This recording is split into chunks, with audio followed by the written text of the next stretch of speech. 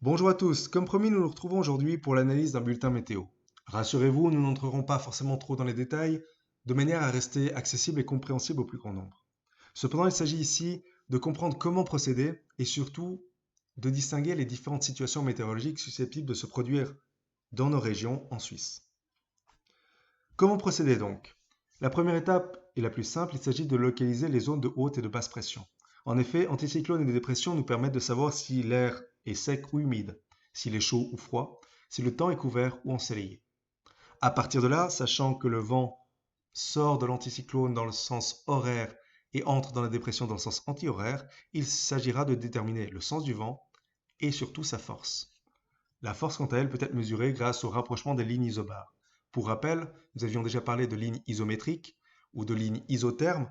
Isobar signifie tout simplement même pression atmosphérique. Il s'agit de la ligne qui regroupe tous les points qui se situent à une même pression atmosphérique. À partir du moment où tout cela a été fait, il s'agira d'observer les différents types de fronts et leurs conséquences, notamment en termes d'averses, d'orages ou de réchauffement. Ces situations, vous les voyez ici.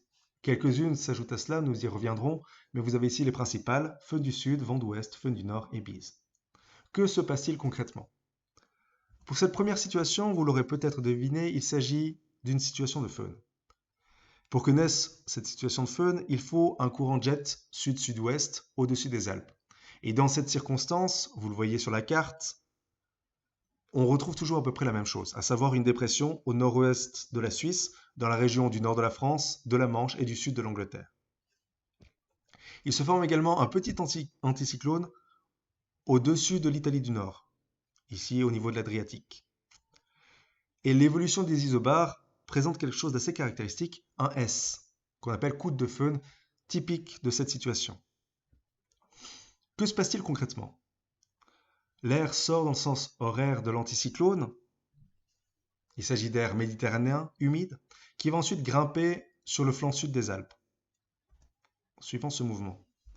L'air va se refroidir et par condensation, former au-dessus du Tessin une masse nuageuse compacte dont la limite supérieure se situe généralement entre 4000 et 6000 mètres. L'arrivée continuelle d'air humide va épaissir cette masse nuageuse et les précipitations vont commencer. Au nord de la crête des Alpes, l'air va redescendre, se réchauffer par compression. La chaleur qui est libérée lors de la condensation au sud des Alpes entraîne une élévation considérable de la température au nord des Alpes. Et celle-ci peut atteindre 10 degrés de différence entre le Tessin et le Valais par exemple, pour une altitude identique. Étant donné que l'humidité de la masse d'air est tombée sous forme de pluie au sud des Alpes, l'air qui va s'écouler au nord des Alpes, en vallée et dans les grisons, va généralement être très sec et va s'assécher encore plus en descendant vers les vallées et vers le plateau. Souvent d'ailleurs, ce vent sec, très sec, le feu donc, va dissiper complètement les nuages au-dessus des préalpes et sur de grandes parties du plateau, ce qui va créer pratiquement une zone sans nuages, qu'on appelle fenêtre de feu. Vous l'observez ici, donc, le front froid va être bloqué vers l'est par ce feu qui vient du sud. Conséquence en termes de météo, au Tessin, un air doux et humide, des précipitations sur les reliefs. En vallée et dans les grisons, un ciel généralement découvert, un temps chaud et des vents qui sont parfois forts avec accumulation de nuages sur les montagnes, mais pas forcément sur la vallée. Et dans l'arrière-pays, un temps généralement dégagé, sec, mais souvent un peu plus froid, avec un phénomène d'inversion thermique, notamment lié à ce front froid bloqué par cette remontée d'air chaud. Les régions concernées, vous les voyez ici, sont principalement le Valais et Grison, mais vous pouvez également avoir du faune un peu plus loin, notamment sur le plateau. Et pour le phénomène lui-même, nous l'avions déjà vu, le faune est un vent orographique lié au relief, donc c'est par franchissement du relief que l'humidité va être progressivement éliminée et que l'air va ensuite arriver beaucoup plus chaud et sec en dessous. Deuxième situation, celle-ci, qu'on nomme situation de barrage ou faune du Nord. Ici, les masses d'air traversent les Alpes du nord au sud. Elles vont perdre une grande partie de leur humidité sur le versant nord des Alpes et arriver du coup au Tessin, sèche et généralement chaude. Le fön du nord apporte en général du beau temps, dégagé, qui se réchauffe très vite et peut entraîner une considérable élévation des températures au sud des Alpes, à l'exception du Gothard généralement, qui se situe en partie dans les nuages et sous les précipitations. Le fön du nord souffre principalement au printemps, En effet, vous le voyez ici, un anticyclone est centré à l'ouest de la Suisse, au niveau notamment des îles britanniques et de l'Irlande. Et le vent va sortir donc depuis cet anticyclone, l'anticyclone des Açores, pour se rendre ensuite jusqu'à la dépression de Sibérie, qu'on trouve cette fois à l'est ou au nord-est de la Suisse.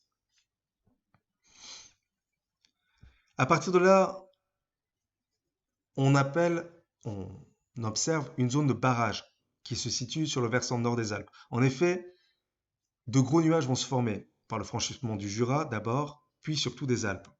L'épaisseur de la couche nuageuse va d'ailleurs diminuer au fur et à mesure que l'on s'éloigne de la crête des Alpes, alors que dans le Jura, le plafond nuageux est dans la plupart des cas déjà dissipé. Il s'ensuit également une grande diminution de la tendance aux averses. Par ce temps, les plus fortes précipitations sont enregistrées dans les parties centrales et orientales du versant nord des Alpes. Les précipitations ne sont toutefois pas aussi intenses qu'en cas de barrage sur le versant sud des Alpes, donc en cas de situation de feu. Conséquences en termes de météo, vous l'aurez compris, sur le Jura et les Préalpes, des précipitations abondantes, tout simplement parce que la masse d'air va franchir les reliefs. Or, comme il s'agit d'air humide venu de l'Atlantique, le franchissement va amener des précipitations. Le moyen pays, des précipitations généralement assez faibles, un temps normalement assez calme. Et sur le Tessin, bien évidemment, le föhn qui va souffler donc chaud et sec. Voilà ce qu'il en est donc de cette situation de barrage.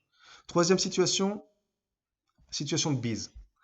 Pour que se développe une situation de bise, il faut une haute pression au-dessus de la partie nord de l'Europe et une dépression dans l'espace méditerranéen. En d'autres termes, un anticyclone au niveau de la Sibérie par exemple et la dépression du golfe de Gênes. Cette répartition des pressions va générer en hiver un vent extrêmement froid. Vous en avez tous certainement déjà fait l'expérience.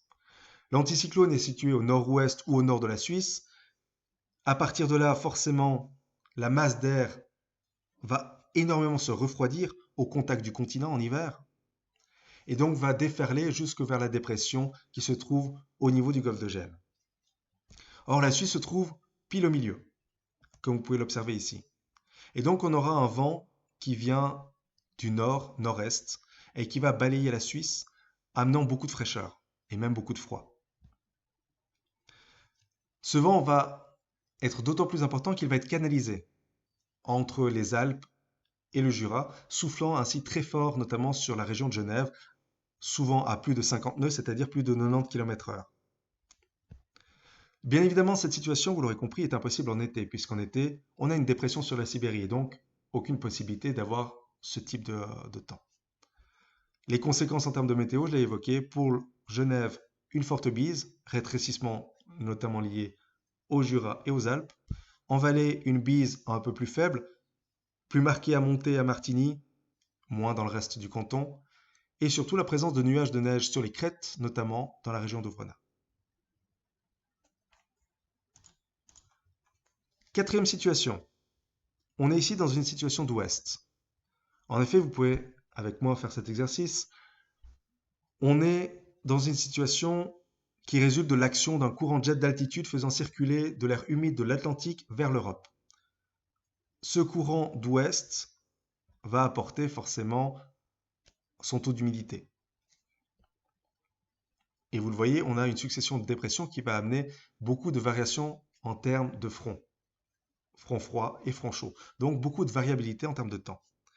Ces situations de vent d'ouest peuvent durer plusieurs jours, parfois même plus d'une semaine. Elles apparaissent surtout dans la période qui va de l'automne au printemps. En Suisse, ça provoque justement un temps très variable, puisque l'activité météorologique est considérablement plus intense que le reste de l'année, et notamment dans la région du nord des Alpes, plutôt qu'au sud. On aura ainsi une succession de fronts chauds et de fronts froids, vous l'aurez compris.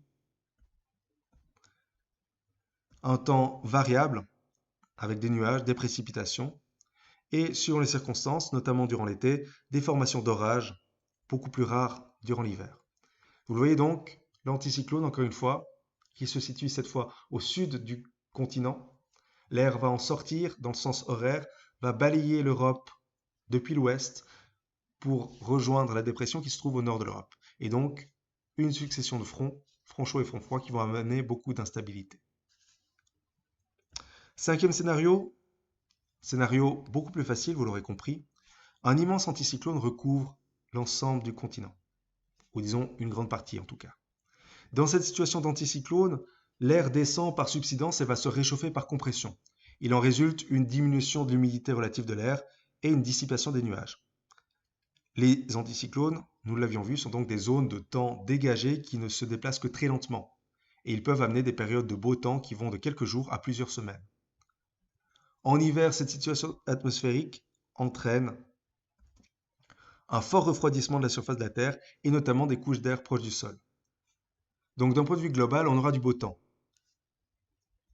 à l'exception du plateau où on peut avoir en hiver du brouillard avec l'inversion thermique. Mais ce beau temps peut être chaud en été et beaucoup plus froid en hiver, bien évidemment, puisque l'anticyclone ramènera de l'air au contact du sol extrêmement froid. Donc forcément, on aura un temps qui est beaucoup plus frais avec, encore une fois, cette possibilité de brouillard, puisque l'humidité va avoir beaucoup de peine à s'échapper. Dernière situation que nous évoquons ensemble, la situation d'orage. On est ici, je ne vous montre pas de graphique, dans une situation où on a un jet stream, en d'altitude donc, de nord-ouest, qui va amener globalement un temps couvert, sauf généralement en vallée où on aura plutôt du beau temps. Situation un petit peu particulière sur laquelle nous nous attendrons donc pas. Quoi qu'il en soit, pour celles et ceux d'entre vous qui seraient intéressés à approfondir un petit peu le sujet, j'ai ici quelques éléments qui vous permettent de le faire. Le dernier, lire une carte, est intéressant si vous voulez en savoir un petit peu plus sur le fonctionnement des bulletins météo et sur le processus en cours pour faire une analyse pertinente. Les trois autres permettent de trouver des cartes et de connaître les situations. La première en Suisse, avec Météo Suisse, bien évidemment. Météo News le fait au niveau européen. Et sur Météo Blue, vous trouverez des cartes, mais aussi des variables météo assez intéressantes, puisque vous pouvez jouer sur ces différentes variables pour mettre en évidence différents phénomènes. Et donc, à partir de là, créer vos propres cartes, vos propres prévisions. Encore une fois, vous le voyez, on est sur quelque chose d'assez bref, d'assez succinct, on peut le dire. On n'entre pas dans les détails. Il aurait pu être intéressant d'entrer vraiment dans cette analyse d'un véritable bulletin météo, mais le temps, encore une fois, ne nous le permet pas. Ici, il s'agit de comprendre quelles sont ces grandes situations, qu'est-ce qu'elles apportent au niveau du climat suisse, de la météo suisse, et à partir de là, en fonction des cartes que vous observerez, vous pourrez retrouver dans la plupart des cas ces différentes situations. Pour une analyse plus poussée, je vous invite bien évidemment à faire ce travail par vous-même à travers les sites que je mets ici à disposition. J'espère avoir été aussi clair que possible, même si le sujet n'est pas forcément très facile. La prochaine fois, nous entrerons dans la question des climats. D'ici là, je reste bien évidemment à disposition pour vos questions et je vous souhaite une excellente semaine.